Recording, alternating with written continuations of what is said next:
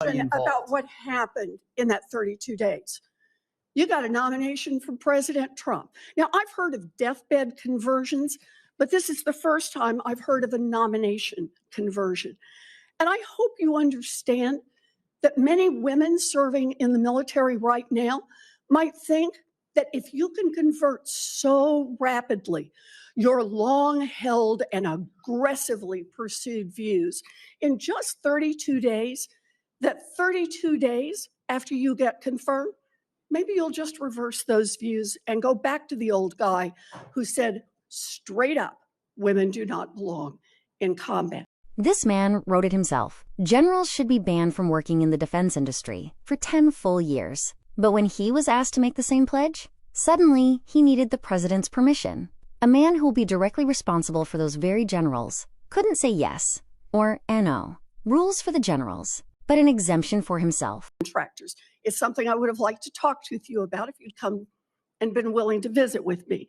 But the question I have for you on this is, will you put your money where your mouth is and agree that when you leave this job, you will not work for the defense industry for 10 years?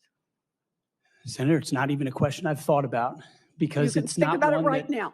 it's not one, my motivation for this job I understand has never that. I been just about need what a could yes or no conceivably here. come next. Time is short. I just need a yes or no. I would consult with the president about what the policy should be In at the Defense other Department. words, you're quite sure that every general who serves should not go directly into the defense industry for 10 years. But you're not willing to make that same pledge? I'm not a general, Senator. You'll be the one, let us just be clear, in charge of the generals. So you're saying sauce for the goose, but certainly not sauce for the gander. 12 years of the same opinion, gone in 32 days. Not because he changed his mind, not because of new evidence, but because of one thing. Fine, a phone call from the president, gone. So the real question is, what happens to those beliefs 32 days after he gets confirmed? Senator Warren. Thank you, Mr. Chairman, and Mr. Hegseth, thank you. Thank you for your service. So if you're confirmed as Secretary of Defense, you will oversee our military, including about 250,000 women who currently serve on active duty in the Army, the Navy, the Air Force, the Space Forces, and the Marines. And I have serious concerns that your behavior toward women disqualifies you from serving in this role. Now, I've been trying to get answers from you for quite some time on this. You haven't wanted to meet or to answer any of my questions. So we'll just have to do it here and dive in. I want to pick up on some of the questions asked by Senators Shaheen and Gillibrand and Hirono. And I just want to make sure we have a list of some of the facts that I think are undisputed. I'm not going to talk about anonymous sources. I'm just going to quote you directly. We've got the video. We've got it in print. So going back to January 2013, you told a Fox News interviewer that women in the military simply couldn't measure up to men in the military, saying that allowing women to serve in combat roles would force the military to lower the bar. You picked up on that same theme in 2015, making remarks on Fox News, referring to women in combat as, quote, it would erode standards. June 2024, you said on Ben Shapiro's podcast, quote, women shouldn't be in combat at all. And then, of course, we've talked about it in 2024. You published a book, and you say on page 26 of your book, we need moms, but not in the military, especially in combat units. Page 48 of your book, you claim that women should not be in combat roles, because men are distracted by women. And then 10 weeks ago, you appeared on the Sean Ryan show and said, I'm straight up just saying we should not have women in combat roles. What you just saw, for operationsmen, is only a fraction, new operations manager, of what happened in that room, stay with us, because it only gets more intense, new operationsmen, from here. In combat roles. Now, I presume you recall making all these statements?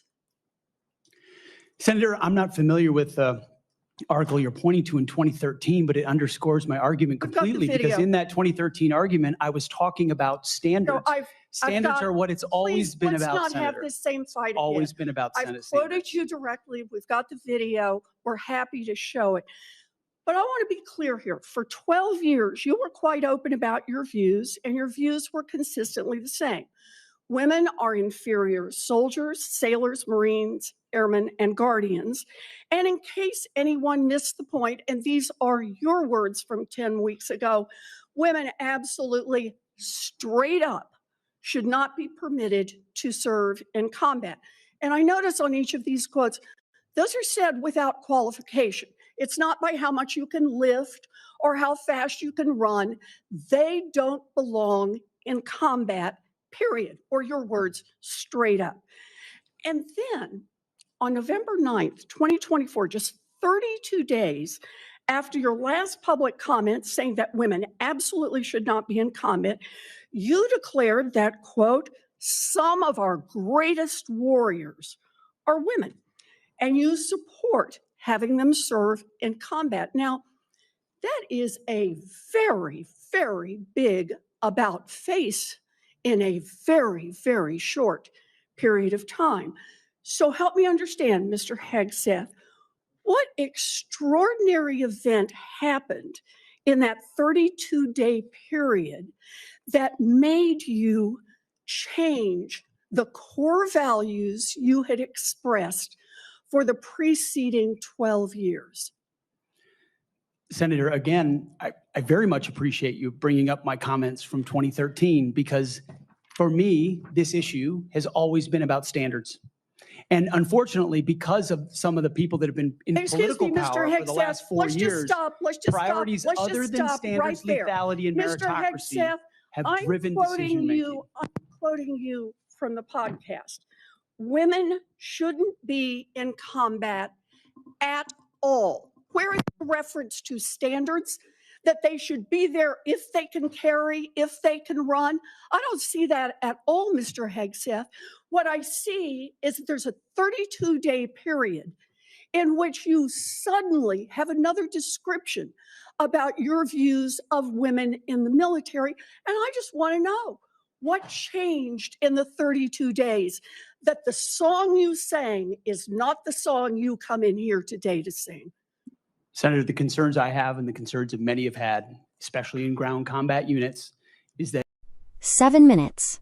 Just 7 minutes. That is all Senator Warren needed to dismantle 12 years of carefully constructed public statements. Let that sink in. 12 years of the same opinion, stated publicly, stated confidently, stated without a single qualification, and it all came crashing down in 7 minutes. This was not a normal hearing. This was not a polite exchange of political pleasantries. This was a calculated, methodical, and devastating cross-examination. Senator Warren didn't come with rumors. She didn't come with anonymous sources. She came with his own words, his own books, his own podcasts, his own interviews, 6 separate statements, spanning 12 years, all saying the exact same thing. Women do not belong in combat.